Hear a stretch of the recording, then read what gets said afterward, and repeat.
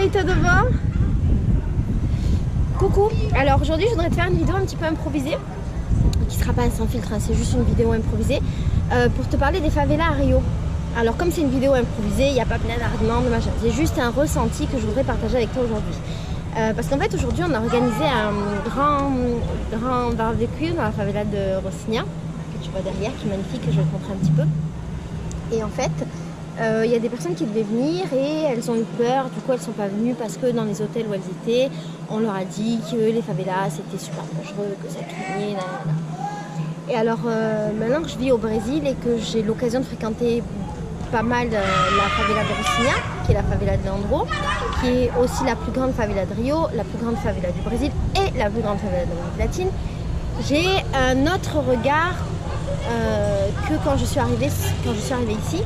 Et en fait j'aimerais partager ça avec toi parce qu'il y a plein de gens qui viennent à Rio et qui ne saisissent pas l'opportunité de découvrir cette partie de la culture brésilienne parce qu'ils ont peur, ce que je peux comprendre, et on va y revenir, ou parce qu'ils ont des a priori, ce que je peux comprendre et on va y revenir, ou qui se font influencer par d'autres personnes qui ont peur et qui ont des a priori. Alors d'abord je voudrais dire qu'il y a un an, je fais une vidéo qui s'appelait « Pourquoi les favelas ne se visitent pas ?» Et dans cette vidéo, j'ai expliqué pourquoi je ne voudrais pas vivre dans une favela, à moins de le faire pour y rester longtemps. Je ne voulais pas être de passage parce que ça ne m'intéressait pas de connaître ce monde de manière superficielle. Et alors, mon avis a évolué sur le sujet parce qu'à l'époque aussi, j'avais pas forcément envie de visiter. Il y a des petits qui me font coucou. J'avais pas forcément envie de visiter une favela, je vais te montrer les petits.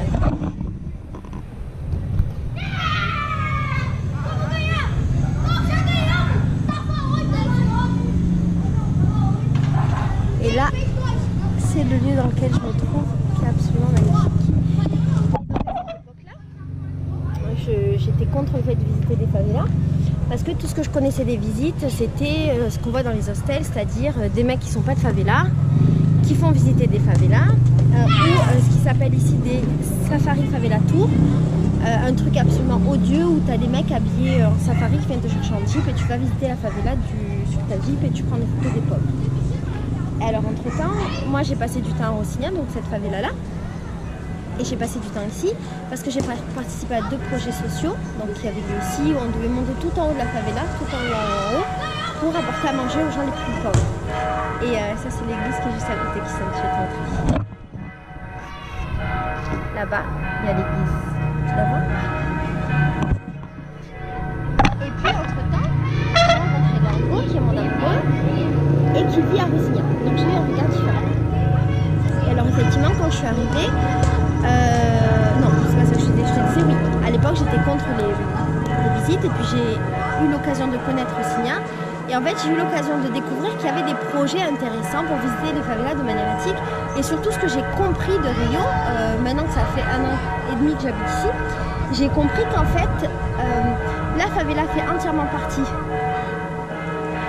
de la culture de Rio et il n'est pas possible à mon sens de venir ici sans passer du temps dans une favela, sans connaître une favela. Et donc je te dis l'inverse de ce que je te disais la dernière fois parce que j'ai compris que la culture faisait beaucoup trop partie. Ah, il y a le fils de Leandro, j'avais pas vu. La culture faisait beaucoup trop partie de Rio. Il faut savoir qu'à Rio il y a plus de 700 favelas et que quand tu es dans la rue, les 3/4 des gens que tu rencontres c'est des gens de favela. Et nous quand on arrive ici on a plein d'a priori. On pense qu'une favela c'est un endroit qui est super dangereux, que dès qu'on va y mettre les pieds on va se faire voler, qu'on va se faire tuer. Les gens nous racontent des histoires de gens qui étaient dans des taxis, qu'on a emmenés tout en haut de la favela pour les voler, pour les brûler, pour les tuer. Il y a plein d'histoires comme ça qui circulent et donc quand on arrive on a peur et c'est dommage. Et alors qu'en fait c'est pas vraiment comme ça. Moi ce que j'ai compris ici, c'est qu'en fait, la culture de la favela est très présente et elle est très différente de la culture qu'on va rencontrer quand on va visiter Rio. Parce qu'en fait, Rio se compose de plusieurs zones. Il y a une zone à nord qui est la zone où il y a toutes les communautés. Les communautés, c'est comme des favelas mais en plat. Il y a la zone est et la zone ouest. Il y en a une des deux, je crois que c'est la ouest qui est la super riche et la est qui est aussi des communautés mais je m'en souviens plus très bien. Il y a la zone sud et quand un touriste vient à Rio, il ne va visiter que la zone sud. Parce que c'est la seule zone qui est accessible pour les touristes. Pour aller dans la zone nord, c'est super loin. Rio est une ville immense, c'est super loin, les touristes n'y vont pas. Et donc, si on se cantonne à la vision de la zone sud, c'est-à-dire les plages, le centre-ville, Santa Teresa qui est mon quartier, les quartiers un peu propres et jolis, on a une vision finalement qui est hyper réduite de Rio parce qu'on a la vision de la partie du style classe moyenne haute, majoritairement blanche, et on n'a qu'une petite partie de la culture brésilienne. Non mais tu peux, hein, filme, c'est marrant. On a accès qu'à une partie de la culture brésilienne. Quand j'étais en Inde, j'ai jamais voulu par exemple visiter les bidonvilles parce que j'estimais que, mis à part voir des pauvres, j'allais pas découvrir une autre culture que ce que je voyais déjà dans la rue. Mais par contre ici dans les favelas, il y a une culture qui est bien différente de tout ce qu'on va rencontrer dans la zone sud. Même si Rocinha fait partie de la zone sud, c'est une favela à part. Mais on a une culture différente parce que dans la favela, il y a une manière de vivre différente, une manière de manger, une manière de parler, une manière de s'habiller, une manière de se côtoyer différente que dans le reste de Rio. Et maintenant que je vis ici, j'ai compris que si on ne visite que la zone sud sans se préoccuper des favelas, on perd une grande partie de la culture brésilienne, de la culture carioca. Et c'est super dommage. Et alors, effectivement, quand on arrive, on a peur, ça fait peur de voir tout ça, je trouve. Ça fait peur de voir tout ça, c'est peur de voir ces rues où il y a plein de mouvements, même si là il n'y a plus de mouvement, il n'y a plus les scooters classe, mais ça peut faire peur, parce que dans les favelas, il y a des gens qui sont armés, c'est une réalité, parce qu'il y a des gangs, c'est une réalité, parce qu'il y a des guerres de gangs, des guerres avec la police, c'est une réalité, mais en vrai, on peut passer du temps dans des favelas de manière éthique et ça va se passer bien en fait. Alors je te disais, oui, il y a des guerres des gangs, c'est vrai, mais pas dans toutes les favelas et pas tout le temps. Par exemple, Rocinha, quand je suis arrivée ici, il y avait une guerre des gangs. Et moi, je suis arrivée ici quand la guerre des gangs a commencé, la première fois que je suis venue, et je me suis retrouvée au milieu d'une fusillade. Je t'en parlerai bien dans une autre vidéo. J'étais au milieu d'une fusillade et je me suis cachée dans un magasin. Les balles sont passées à côté et au-dessus de moi. Et quand je me suis cachée, la police militaire est venue, m'a pointé une arme pour me dire « Qu'est-ce que tu fais là? T'as rien à foutre dans une favela, t'es une touriste. » On t'a dit ça? Ah oui, la police militaire. On t'a pointé une arme? Mais bien sûr, meuf. Sérieux? Mais oui, les militaires, ils viennent. Mais parce que les militaires viennent et en fait, ils veulent savoir. Pardon, du coup, je parle aussi à ma belle-sœur, mais c'est comme si on se parlait. En fait, en gros, ouais, les militaires, ils étaient en train de se battre contre les bandits. J'étais au milieu, donc je me suis cachée dans un magasin. Et là, en fait, les militaires sont venus, ici à Rocinha, il y a un an. Les militaires sont venus, nous ont pointé des armes en gueulant à tous pour dire qui vous êtes, nanana. Et moi, ils ont vu que j'étais une Française, ils m'ont dit qu'est-ce que tu fous là? T'as rien à faire ici, t'as rien à faire dans une favela, c'est la guerre des... En ce moment, il y a la guerre, pars. Et en fait, j'étais avec une Anglaise. Et à ce moment-là, les mecs de l'association où on était, ils nous ont posé la question qu'est-ce que vous voulez faire? Est-ce que vous voulez rester ou partir? L'Anglaise, elle a fait une... Alors, ce qui s'est passé, c'est qu'ils ont tué un petit garçon. Parce qu'en fait, il y a eu des balles perdues. Il y a un petit garçon de 8 ans qui est mort et c'était le cousin d'un mec de l'assaut dans laquelle on était. Donc, c'était quelqu'un... On avait un membre de la famille du petit qui était mort avec nous. Donc, tout le monde a commencé à pleurer, machin, c'était terrible. Et du coup, les gens de l'assaut nous ont proposé est-ce que vous voulez partir ou rester. L'Anglaise, elle a fait une crise d'angoisse, elle est partie. Et moi, j'ai pas voulu partir parce qu'en fait, je pars du principe, mais j'ai beaucoup tort dans ce que je vais dire là, je pars du principe que les gens, c'est leur vie ici, ils n'ont pas le choix. Et moi, si je fais le choix de venir, c'est trop facile dès qu'il y a un truc de dire ah ben non, ben je pars parce que ça craint. Parce que eux, ils n'ont pas le choix, ils peuvent pas dire je pars. Donc à partir du moment où j'avais choisi de passer la journée avec eux et surtout d'aider l'association, parce que moi j'ai aidé l'association en prenant des photos pour eux et je m'étais engagée, c'était hors de question que je parte. Donc en fait, on est resté 1 heure où on s'est un peu caché des balles, pendant qu'il y avait la fusillade. Après, on a continué notre vie, la fusillade elle a continué, mais elle n'était plus là où on était. Et ça m'est arrivé 2 fois d'être au milieu des fusillades et d'avoir un mort à côté. Mais ça ne me fait absolument pas peur. Parce que Rocinha, en fait, elle dit qu'on n'imagine pas Rocinha comme ça.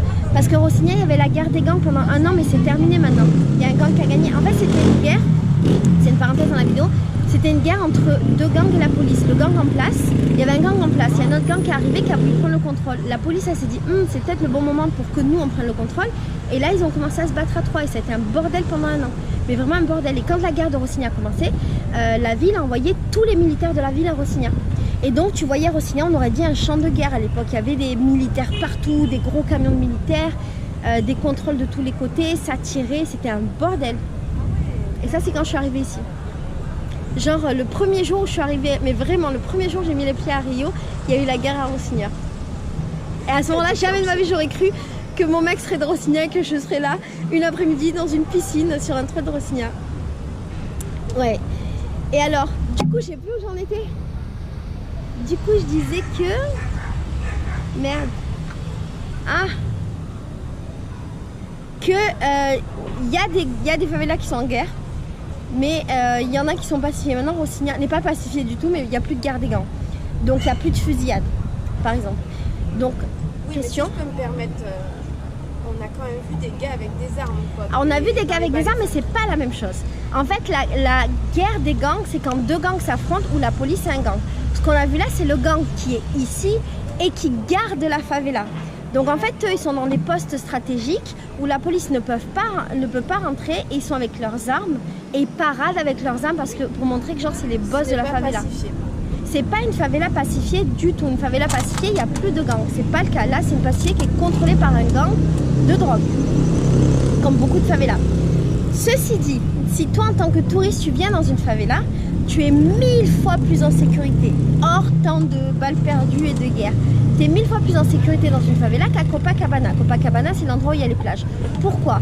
Parce que les voleurs sont à Copacabana en train de voler les touristes. Et dans une favela, il y a des règles non écrites qui disent qu'on ne vole pas les gens dans la favela, on ne vole pas les touristes, on ne se vole pas entre nous, on ne s'agresse pas entre nous. Donc si tu es un touriste et que tu viens ici, les gens n'ont aucun intérêt à te voler parce que s'ils te volent, la police va rentrer, ça va être un bordel. Imagine d'un touriste blanc, ça va être un bordel international. La police, quand j'ai international, c'est une expression, c'est pas international pour de vrai. La police va rentrer, va faire chier les bandits vont péter un câble et ils vont tuer le mec qui t'a agressé. C'est aussi simple que ça. Donc, ce que je te dis là, c'est ce que me disent les gens de Rocinha. Peut-être qu'ils en rajoutent, peut-être pas. Je crois pas, parce que beaucoup me disent ça. Je te dis ce qu'on m'explique d'ici. Donc, toi, en tant que touriste, quand tu viens ici, tu n'es pas en danger de te faire voler ou de te faire agresser ou machin. Et bien au contraire, je trouve que quand tu es un touriste dans la favela, les gens ils prennent vachement soin de toi. Et moi, chaque fois que je suis ici, je me suis déjà perdue à Rocinha.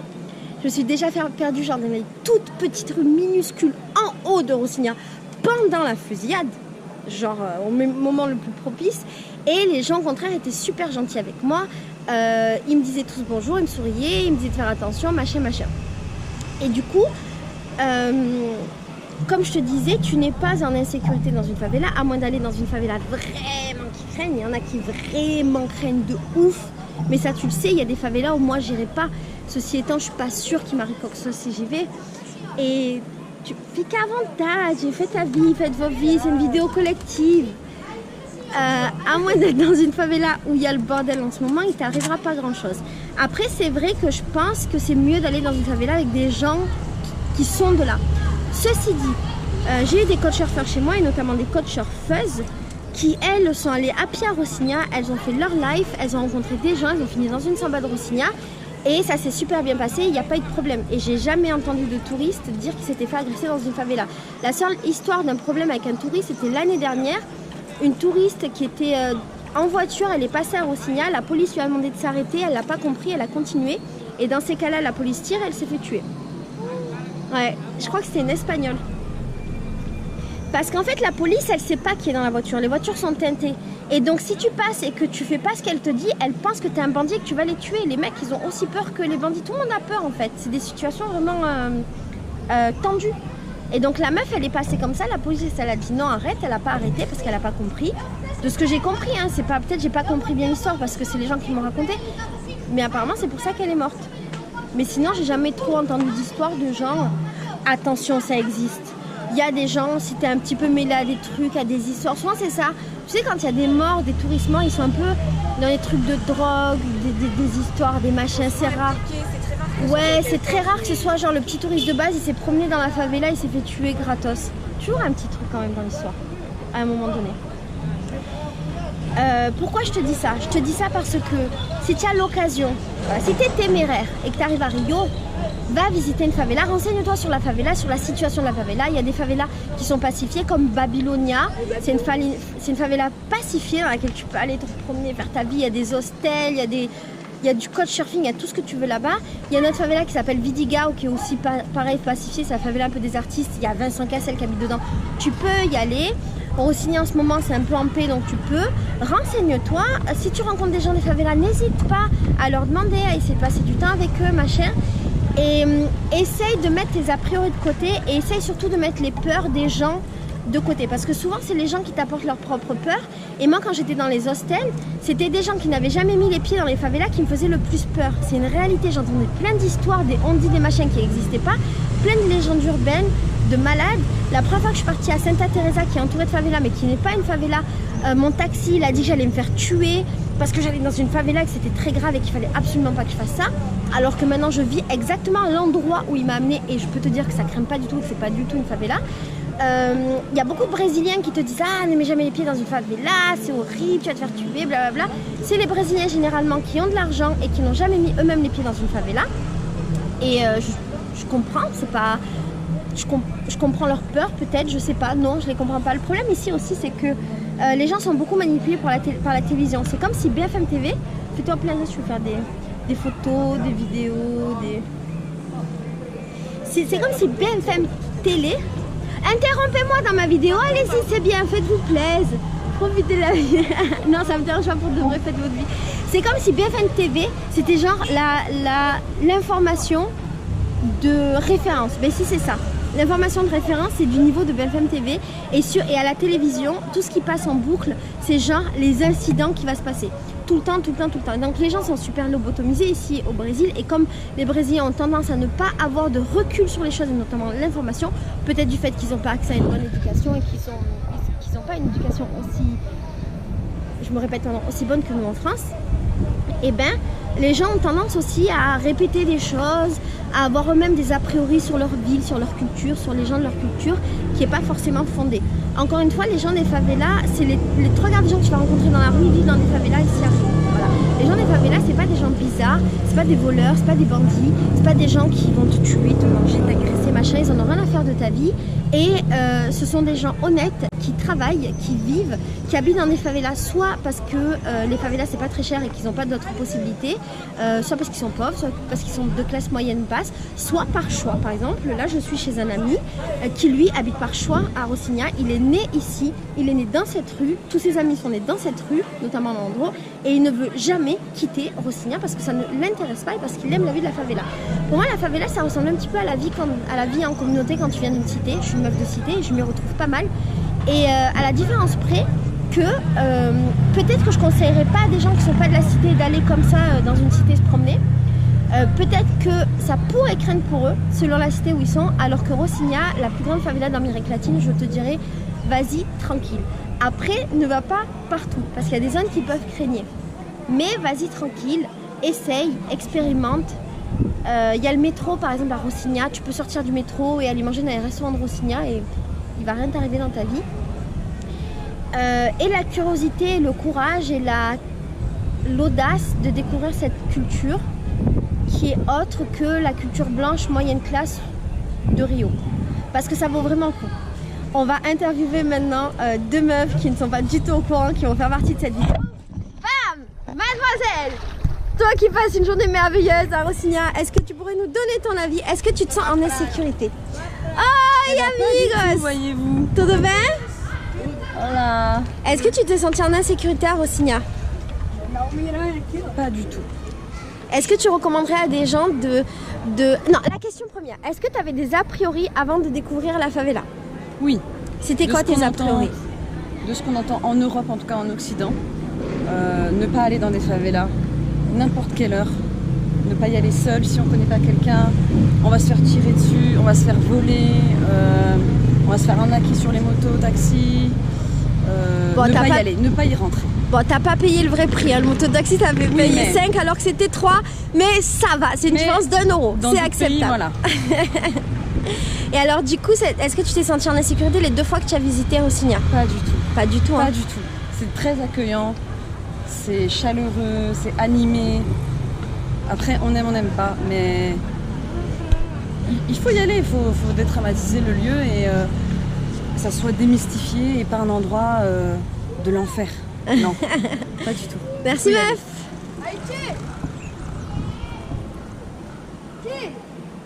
Maintenant toi. Est-ce que tu avais des a priori avant de visiter une favela? Oui, bien sûr, je pense que j'en avais. J'avais visité un bidonville en Inde. Donc ma seule référence en termes de bidonville, c'était ce pays-là. Et ça n'a rien à voir. Mais je pensais qu'au niveau de la violence, ce serait quand même beaucoup plus hardcore parce que j'avais entendu justement parler des balles perdues, etc. Et au final, quand on est arrivé ici, quand on a fait le tour avec Leandro, il nous a expliqué, vous pouvez pas prendre des photos là, vous pouvez pas faire ci, vous pouvez pas faire ça. Mais se balader dans les rues principales, il n'y avait pas de souci, quoi. Même dans les petites ruelles. Mais bon, je pense que c'est mieux d'être pour la première fois accompagné quand même. Je crois aussi. Recommande parce que on sait qu'il y a de la violence, même si on la voit pas. Donc tant qu'à faire, autant pas prendre de risques inconsidérés. Mais encore que pour Rocinha, je parle comme ça, mais par exemple pour Babylonia ou Vidigal, vous pouvez y aller sans souci. Même seul. C'est vraiment c'est pacifié en fait, il n'y a pas de souci. Donc tu recommanderais. Je trouve même que ce serait dommage de ne pas aller dans une favela. On raterait une partie de la sous-culture de Rio. C'est ça, hein, c'est une partie de la culture. Les favelas, c'est le Brésil. Il faut prendre le Brésil dans son entièreté. C'est ça. On peut pas trier ce qu'on a envie de voir. Puis cette vue, quoi. Ouais, enfin, tu la retrouves pas dans les beaux quartiers. Copacabana, ça me touche pas autant que Rocinha, par exemple. Par contre, un truc que je crois est important de dire, c'est que si jamais tu viens ici, essaye de visiter une favela de manière éthique. C'est-à-dire pas avec des tours où tu vas prendre en photo les pauvres parce que c'est pas hyper intéressant. Mais il y a plein d'alternatives, plein de gens qui sont bien, notamment Leandro. Leandro, lui, il fait visiter Rocinha de manière éthique parce qu'en fait, tu es avec une vraie personne d'ici, qui est née ici, qui connaît tout le monde, qui va t'expliquer des choses et tu vas pas être là à prendre des photos des pauvres, mais tu vas vraiment comprendre la culture de la favela. Et là, c'est un petit peu différent que de venir juste pour prendre des photos. Voilà. Bon, je crois que je t'ai tout dit sur les favelas. Je te ferai une vidéo peut-être plus travaillée. Là, c'était un petit truc improvisé parce que ça m'a fait de la peine pour les petites meufs qui sont pas venues passer la journée avec nous, qui étaient vachement bien. Je te mettrai des images à la fin. Elles sont pas venues passer la journée avec nous parce que des gens leur ont fait peur dans les hostels et on leur a dit qu'elles allaient se faire tuer ici. Você entende o francês? Nada de nada. Você entende um pouco? Que legal, você fala francês? Fala um pouco. Eu entendo, mas eu não consigo falar. Matheus, você fala. Você pode falar? Je m'appelle Matheus. Fala. Ah, você tá tímido. Eu vou aprender. Ah, Eu estudo no Pedro II, aí no Pedrão. Eu vou aprender francês, espanhol e... que legal.